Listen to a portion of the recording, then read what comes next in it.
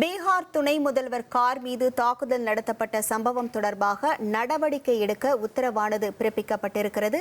விவரங்களோடு இணைகிறார் நமது செய்தியாளர் ரமேஷ்குமார். வணக்கம் ரமேஷ்குமார். தலைமை தேர்தல் ஆணையத்தின் இந்த உத்தரவு தொடர்பான விவரங்கள். பீகாரில் துணை முதல்வராக இருக்கும் விஜயகுமார் சின்ஹாவின் கார் மீது தாக்குதல் நடத்தப்பட்ட விவகாரத்தில் குற்றவாளிகளின் மீது கடுமையான நடவடிக்கை எடுக்க பீகார் மாநில டிஜிபிக்கு இந்திய தலைமை தேர்தல் ஆணையர் ஞானேஷ்குமார் உத்தரவிட்டிருக்கிறார். குறிப்பாக விஜயகுமார் சின்ஹா தான் போட்டியிடக்கூடிய லக்கிசராய் தொகுதிக்கு உட்பட்ட ஒரு வாக்குப்பதிவு மையத்திற்கு நேரில் பார்வையிட சென்ற போது அவருடைய வாகனத்தை வழிமறித்த சில கும்பல் அவரை ஒழிக என முழக்கங்களை எழுப்பியதோடு அவரது வாகனத்தின் மீது கற்கள், மாட்டு சாணம், காலணி ஆகியவற்றை வீசி தாக்குதல் நடத்தினர். இதனால் அந்த பகுதியிலே ஒரு பெரும் பரபரப்பு ஏற்பட்டது.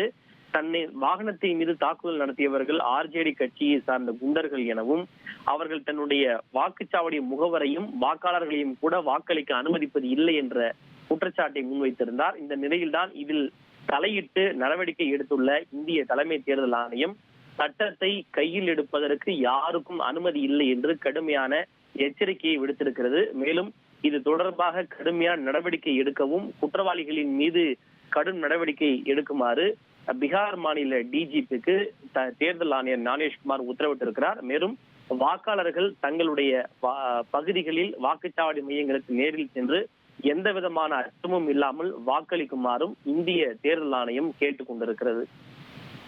விவரங்களுக்கு நன்றி ரமேஷ்குமார். இனி செல்லும் இடமெல்லாம் செய்தி. தந்தி டிவியின் வாட்ஸ்அப் சேனலை ஃபாலோ பண்ணினா செல்ல இருக்கும் இடமெல்லாம் செய்தி. இதோ QR கோட் இப்பவே ஸ்கேன் பண்ணுங்க, ஃபாலோ பண்ணுங்க.